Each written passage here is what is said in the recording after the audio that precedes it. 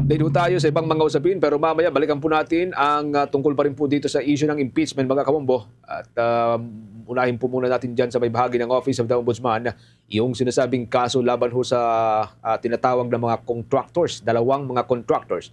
Isinasa ilalim na sa preliminary investigation ng Office of the Ombudsman.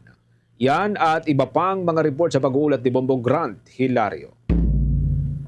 Kinumpirma ni Ombudsman Jesus Crispin Boying Remulla na isa sa ilalim na sa preliminary investigation ang mga kasong inihahanda laban sa ilang mamabatas na sangkot umano sa manumalyang flood control projects. Ayon kay Ombudsman Boying Remulla, ito'y mga kaso kontra kina 2nd District Tarlac Representative Christy Angeles at Uswag Ilonggo Party List Representative Jojo Anga, kung saan patuloy na nagsasagawa ng investigasyon ng Tanod Bayan sa tinitingnang anggulo na conflict of interest ng mga ito. Sinasabi kasi na mga nabanggit na mamabatas ay kontraktor umano o congressman na ay kontraktor pa.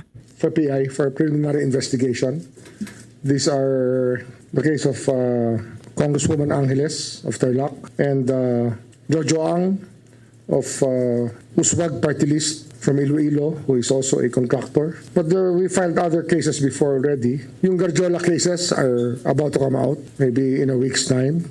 Aminado si Ombudsman Remulla na hindi madali ang kanilang ginagawang trabaho sapagkat kinakailangan umano ang masusing pag-iimbestiga sa mga binubuong kaso kontra mga tiwaling opisyal o individual. And there are other cases. Of course, we have to take it one by one because it's not very easy to build up cases.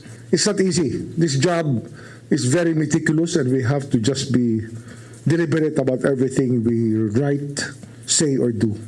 Kasabay sa pahayag na ito, inamin din ng Ombudsman Boying Remulla ang kanilang paggamit sa teknolohiyang Artificial Intelligence o AI. Ito anyay upang mapadali at makatulong na maorganisa nila ang mga dokumentong natatanggap sa tanggapan, ngunit giit na hindi ito lubos na mapagkakatiwalaan. Ano yan yung ICI, sa dami ng dokumento, we tried using some AI on it. Just to tell you the truth, sinubukan namin gamitin ng AI to be able to organize the files in a certain manner. Meron din naman tulong. Kaya lang, we cannot rely on the AI to decide for us. Kasi nga, sa experience namin, nag-hallucinate minsan ng AI. Kaya dapat, you always keep your feet on the ground.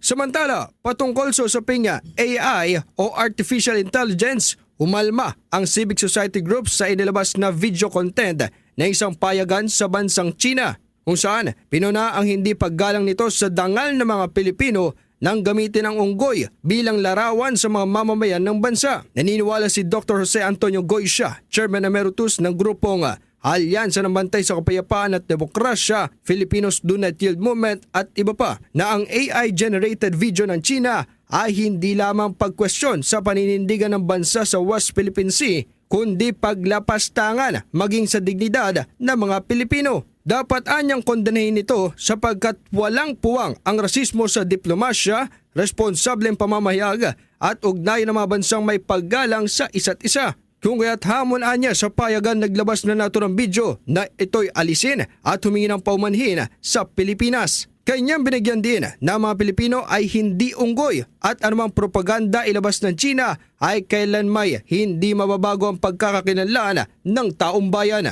Bilang isa sa mga nangunguna pagdating sa legal expertise sa pagharap ng mga issue patungkol sa teritoryong West Philippine Sea, sinabi ni Department of Justice Secretary Frederick A. Vida na dapat patuloy ipaglaban ang karapatan ng bansa, lalo na pagdating sa pagkapanalo nito noong 2016 sa Arbitration Tribunal. It's the 10th anniversary of the arbitral award. Of course, it was a decision which really confirmed and affirmed yung position ng Philippine government and the Philippines actually protecting our Filipino fisher folk.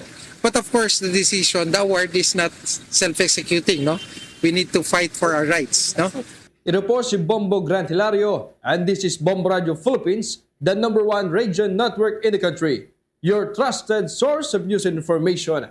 Basta Radio, Bombo!